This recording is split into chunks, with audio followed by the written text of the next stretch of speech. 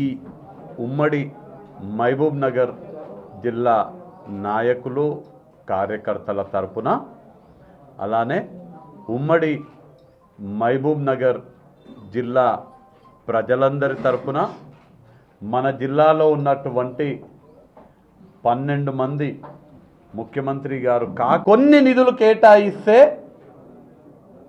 అనేక వేల ఎకరాలకు సాగునీరు అందించే అవకాశం ఉన్నటువంటి ప్రాజెక్టులని ప్రాధాన్యతగా తీసుకొని నిధులు కేటాయించుకొని పెండింగ్ ప్రాజెక్టులన్నీ కూడా పూర్తి చేసి మన జిల్లాని సస్యశ్యామలం చేయడమే ఈ కాంగ్రెస్ ప్రభుత్వం ఇందిరమ్మ రాజ్యంలో ప్రజాపాలన కొనసాగుతున్నటువంటి ఈ ప్రభుత్వం యొక్క లక్ష్యమని మేము ఇవాళ ఎంతో బాధ్యతతో ప్రజలు మాకిచ్చినటువంటి ఆశీర్వాదాన్ని మేము ఒక బాధ్యతగా తీసుకొని పాలమూరు జిల్లా ప్రజలకి ఎంతో బాధ్యతతో మేము హామీ ఇస్తున్నాము. ఇవాళ నుంచి నిన్న విడుదలైనటువంటి ఆ జీవోనే ఆరంభము భవిష్యత్తు అంతా పాలమూరు జిల్లాకి మంచి జరుగుతుంది.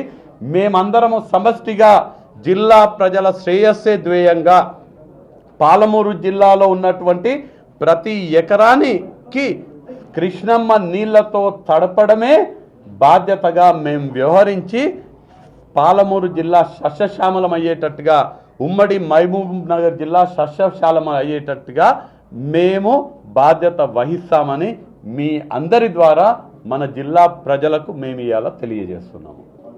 దాంట్లో నా ఉద్దేశంలో దాంట్లో ఏం తప్పు లేదు. తిరుపతి రెడ్డి గారు కేవలం ముఖ్యమంత్రి గారి సోదరుడే కాదు, మీరు వారిని ముఖ్యమంత్రి సోదరు గారినే చూడకూడదు. అది మనం చూసే యొక్క పర్స్పెక్టివ్ బట్టి ఉంటుంది. తిరుపతి రెడ్డి గారు గత కొన్ని సంవత్సరాలుగా కొడంగల్ నియోజకవర్గంలో కాంగ్రెస్ పార్టీ బలోపేతం కోసం కృషి చేస్తున్నారు.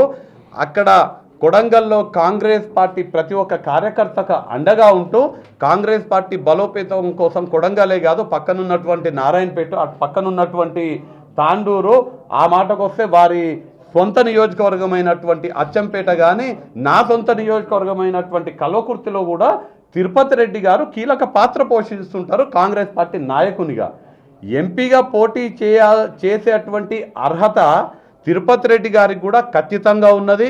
ఒకవేళ వారు పోటీ చేయదలుచుకుంటే కాంగ్రెస్ పార్టీ తిరుపతి రెడ్డి గారిని పోటీ చేయాలని భావిస్తే ఖచ్చితంగా మేమందరం కూడా తిరుపతి రెడ్డి గారి కోసం కష్టపడతాము. రాష్ట్రంలోనే అత్యధిక మెజార్టీ తోటి తిరుపతి రెడ్డి గారు గెలిచేటట్టుగా మేమందరం కూడా కృషి చేస్తాము.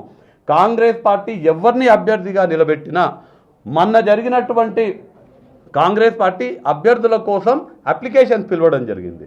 మన జిల్లాకు సంబంధించి నేను అప్లై చేయడం జరిగింది, సీతా దయాకర్ రెడ్డి గారు అప్లై చేసినారు, సంజీవ్ ముదిరాజ్ గారు అప్లై చేసినారు, అలానే ఎన్పి వెంకటేష్ గారు అప్లై చేయడం జరిగింది. అప్లై చేసిన వాళ్ళే కాదు, ఎవరైనా అప్లై చేయకపోతే కూడా వాళ్ళ పేర్లను కూడా పరిగణలోకి తీసుకోవచ్చు. ఈ 5గురిలో కాదు ఇంకెవరైనా ఉన్నా రేపు ఎన్పి వెంకటేష్ని అభ్యర్థిగా కాంగ్రెస్ పార్టీ ఖరారు చేసిన, సీతమ్మని ఖరారు చేసిన, సంజీవ్ ముదిరాజ్ గారిని ఖరారు చేసిన, ఎవరిని ఖరారు చేసినా, రేపు లక్ష్మణన్నను ఖరారు చేసినా, ఎవరిని కాంగ్రెస్ పార్టీ అభ్యర్థిగా నిలబెట్టినా మేమందరము సమష్టిగా పనిచేస్తాము. గెలిపే లక్ష్యం మాకు చేయి గుర్తు ఒకటే కనిపిస్తుంది, మనిషి ముఖం కనిపించదు. మాకు చేయి గుర్తుకి ఓట్లు వేపించి ఆ అభ్యర్థి మరీ ముఖ్యంగా ముఖ్యమంత్రి గారి సొంత జిల్లా, ముఖ్యమంత్రి గారు ఇన్ఛార్జ్గా ఉన్నటువంటి పార్లమెంట్ కాబట్టి అత్యధిక మెజార్టీతో గెలిపించి తీరుతాము. వాస్తవంగా కాంగ్రెస్ పార్టీ నిర్ణయిస్తుంది. కాంగ్రెస్ పార్టీ ఏది నిర్ణయిస్తే వంశీచంద్రెడ్డి తూచా తప్పకుండా కాంగ్రెస్ పార్టీ నిర్ణయానికి కట్టుబడి పనిచేసేటువంటి 100% ప్రతి రక్తపు బొట్టులో ప్రతి నరాన కాంగ్రెస్ సిద్ధాంతాలను జీర్ణించుకున్న కరడుగట్టిన కాంగ్రెస్ కార్యకర్త వంశీచంద్రెడ్డి. పార్టీ ఏది చెప్తే నేను అది చేస్తా. కల్వకుర్తి నుంచి పోటీ చేయమంటే కల్వకుర్తి నుంచి చేస్తా, మహబూబ్ నగర్ ఎంపీగా చేయమంటే మహబూబ్ నగర్ ఎంపీగా చేస్తా.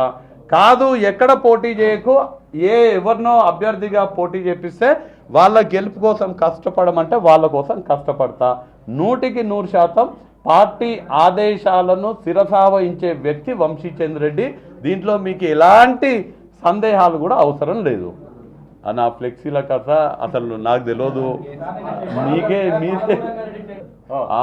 పాలమూరు రంగారెడ్డి అంటే టెండర్లు రద్దవడం విషయము దాంట్లో జరిగినటువంటి అవకతవకలని బయటికి తీసుకురావడానికే రద్దయినటువంటి విషయం కానీ నీళ్ళు ఆపనికే కాదు. మళ్ళీ టెండర్లు పిలుస్తామో సక్రమంగా పనులు చేస్తామో మా బాధ్యత పాలమూరు జిల్లాలో ఉన్నటువంటి సాగుకు యోగ్యమైనటువంటి ప్రతి ఎకరాకి సాగునీరు అందించడమే మా బాధ్యత. ముఖ్యమంత్రి రేవంత్ రెడ్డి గారి ప్రథమ లక్ష్యము. మీ పర్స్పెక్టివ్ రాంగ్ అని నేను చెప్తా.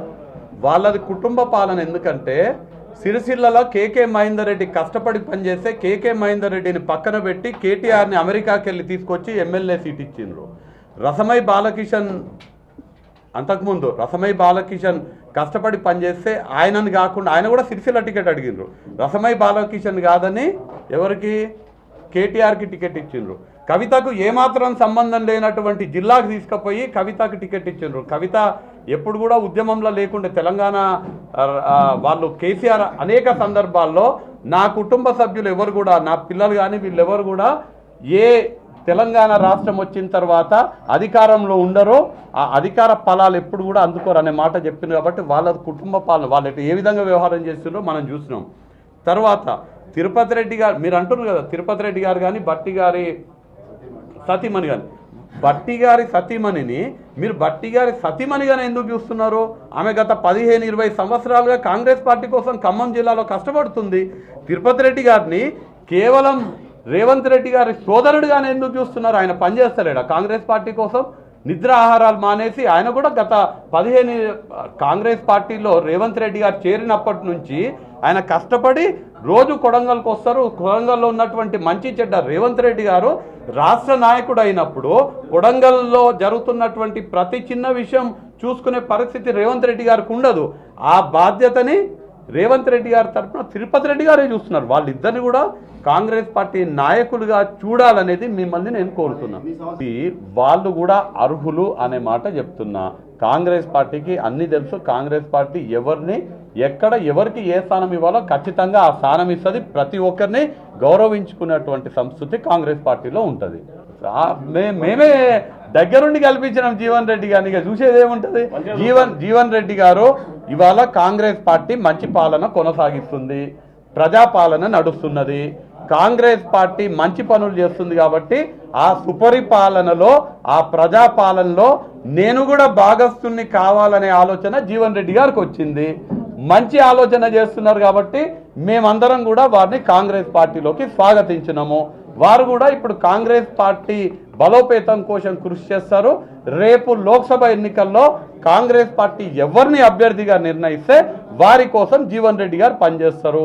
ఒకవేళ కాంగ్రెస్ పార్టీయే జీవన్ రెడ్డి గారిని అభ్యర్థిగా నిర్ణయిస్తే మేమందరం జీవన్ రెడ్డి గారి కోసం పనిచేస్తాము. నేను ఇంత త్యాగం చేస్తే కాంగ్రెస్ పార్టీ నాకు ఇంత ఇస్తుంది అన్న, మళ్ళీ ఇంత త్యాగం చేస్తే కాంగ్రెస్ పార్టీ ఇంత వస్తుంది. ఎవరికైనా, నాకనే కాదు ఎవరికైనా కానీ కాంగ్రెస్ పార్టీ నిజంగా పార్టీ కోసం కష్టపడే వాళ్ళని, పార్టీ కోసం త్యాగం చేసే వాళ్ళని కాంగ్రెస్ పార్టీ ఎప్పటికైనా గుర్తిస్తుంది. ఇది తెలియక కొంతమంది దాని మీద మీరు పనిచేయండి.